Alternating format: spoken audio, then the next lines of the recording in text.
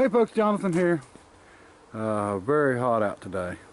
Sun's shining hard. I've been working on the floors and the rockers on the 56 Golden Hawk, but it's getting kind of too hot to weld inside that car, so I figured I'd just pull this Dodge up here and go ahead and pop the cab off of it. And we're going to do it crude and ugly, but I've got a friend that needs the motor and transmission stuff, so we're just going to pull this body and stuff off, and he's going to end up with the whole running gear. And he's got a bunch of old Dodge trucks, 46s, and old Plymouth truck, and a few other Dodges too, cars and stuff.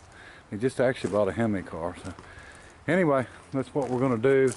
I want to show that front axle. You couldn't see it very good. You know, it may have been supposed to be bent back some, but as you can see, there's a place on this thing where it's knocked up, and I just don't know. That's a long ways to be bent back. And then this arm here has been welded to. They must have bent it and put a piece on it to brace it after they straightened it out or something. So that's pretty rough. That axle, I mean, it looks pretty uniform, but it's still bent back a long ways. I don't know. But anyway, I don't reckon it really matters, but we're going to go ahead and see if we can get some cab bolts done here. And let me see, shifter linkage. The main thing is going to be the steering column, the way they made it. I do like the vice grips though. I don't know if we can get these off. Oh yeah. I guess they had them on there for some reason.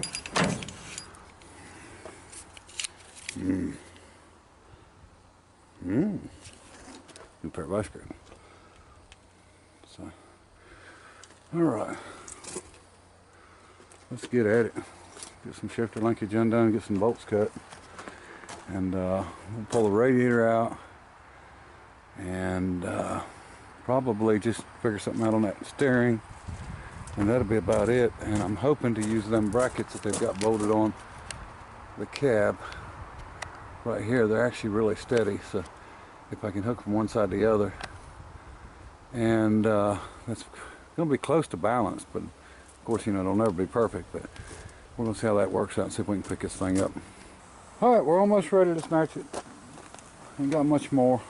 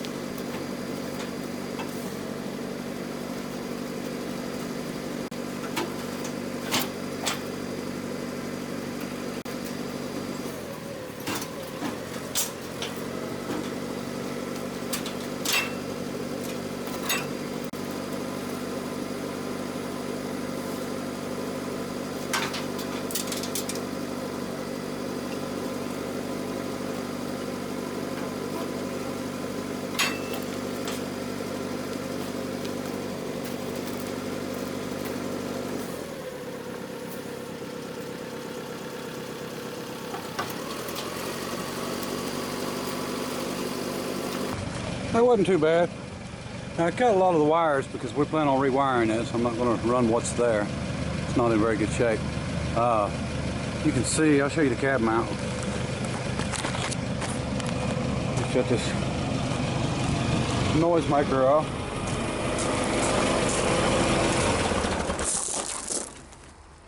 Show you a few other problems we found.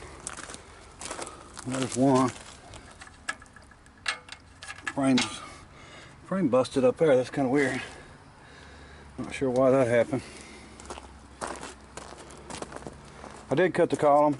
Normally I wouldn't do that, but just like the International, I want to use the original column and the original steering wheel, so you got to have it off anyway. So it's either cut it like that or cut it with a sawzall. Didn't look too bad. Still got the rubber mounts.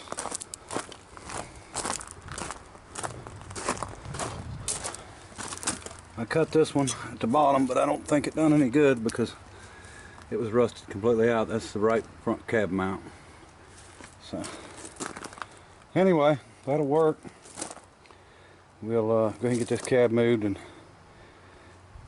maybe move this frame out of the way, and then I'll probably go ahead and bring the other one up. I just want to be able to set it down on it to get it out of the way. I really don't want to sit this on the ground, so we'll set it down on the frame that it's going on and just go from there. And I'll have to take quite a bit of parts off of it, probably all the brake system and stuff off the other frame, but we're going to see if we can get something done anyway. And this should be about ready to go to my buddy, so you can get the engine. You know, I'm sure that's a good transmission. So a lot of good parts there. And the tank had, I seen where it had been patched with what looked like JB Weld or something on the bottom of it, so that's not too good. I don't see any other frame issues besides the one crack that we had found. Yeah, it's bent, it's cracked and bent down right here pretty bad. Still don't see how that front axle could be stopped as back as that's bent. But I mean, I could be wrong, but I don't remember seeing any like that. Not that far back. So anyway, and this cab, as you can see when I picked it up, instead of having the gap down here, it's got more of a gap up here. So our front ends are moving on it. So what we'll have to do is get this cab mounted solid, and then we'll get the fenders mounted and the height on it how it needs to be. I mean, they're bolted on solid. I don't see any issues, but they're just moving because, you know, with this being broke and rubber being ate up and everything else, everything's out of whack, out of line. And this gap looks a lot better on this side. So, all right, let me get at it, and maybe we can just get it sit down on it where we can, you know, it's not going to be permanent by any means, but we can see what it's going to look like, and we can get some stuff out of the way. I don't know if you noticed, but there's quite a bit of stuff missing down this driveway. You notice the last few times I've driven up it, it was close all the way up through, so we've cleaned out a whole lot and moved a lot around, so trying to get some stuff straightened up. So all right, let me get at it. All right, folks, we took a bunch of stuff off. You see laying on the ground there, but we're ready for a trial fit. We're just going to see sort of where we're going to line up on the wheelbase. You can measure a million times, but sometimes it's easier just to try something out. All right.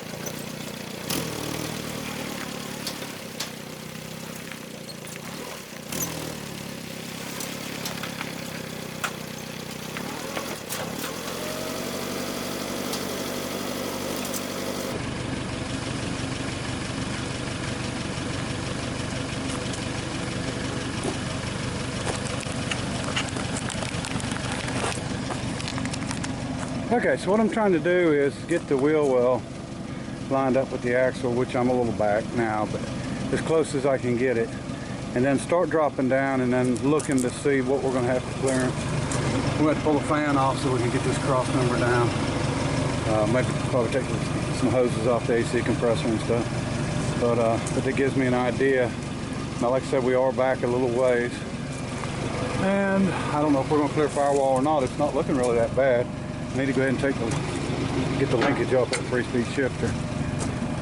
But like I said, just a rough fit's what we're doing, just to get an idea. So let me go ahead and get the fan off, the hoses off, and then we'll be able to sit it down even farther. And we'll just continue to do that until we get all of our stuff figured out, all the clearances figured out. Okay folks, fan's off.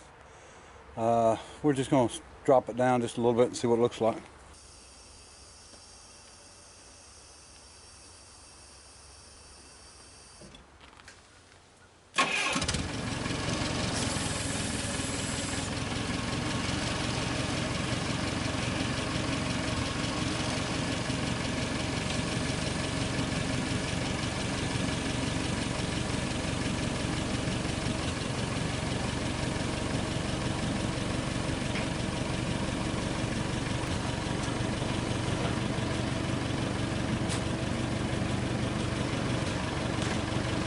Alright, so far so good. It looks like we're only going to be able to go down about 5 more inches total with where the back of the cab and the frame is and the front. But what we're running into now is inner fender well issues, hitting the shock mounts and actually coming down close to the frame. So I think we're going to carve that out a little bit or massage it. How about that? And then we'll get it where we can at least sit it on down some more and get an idea. I think 5 inches might close that up, so we'll just take off what we need to take off. We're not going to take any more. Now this will be rough, and then we'll come back with the plasma or something and straighten it out. We're just trying to get some ideas here and see what it's going to look like, see how much trouble it's going to be, and all that good stuff. So far so good. It's going to sit up pretty darn high, but I knew that because this, the whole frame sits up high on this. But I'm going to get a measuring tape too and check. I'm hoping I can get a 13'6" box on here, but we're going to see what that looks like. But let me see if I can get it on down, and I'll show you what it looks like. All right, she's sitting on there about where she's going to sit. Probably go down just a little bit in the front. You can see our gap is opened up again, and that's because there's no center support on the front cab support, but center of the body. Total body. Don't look too bad. Sticks out kind of like I figured it would, about 3 inches on each side, which is livable. I'm going to do some changing on this cross member in the front, and to get the body to lower down a little bit. And wheel wells, the tires pretty much centered in there, and of course you can tell that gap because of the front of the cab down. That just means the bottom of the fenders where they bolt on is not good and solid, and it's probably rusted out. Is what the problem is. But like I said, it wouldn't be a big issue. And like I said, just got a 2-inch piece right here. Got a praying mantis here that's been playing on the truck all day long. Left him alone and worked around him. Okay, and frame length, we got about 13 feet. I really needed 13.5. I really don't want to extend it out any farther toward the back. I would rather move the rear end back a little bit, and we may do that before it's over with. I don't know. Depends on how that box looks, and I'll show you it later. Anyway, so we're coming along, and it'll be a while before you see any more on this project. I'm gonna get cleaned up, get back on the Golden Hawk floor. So till next time, bye.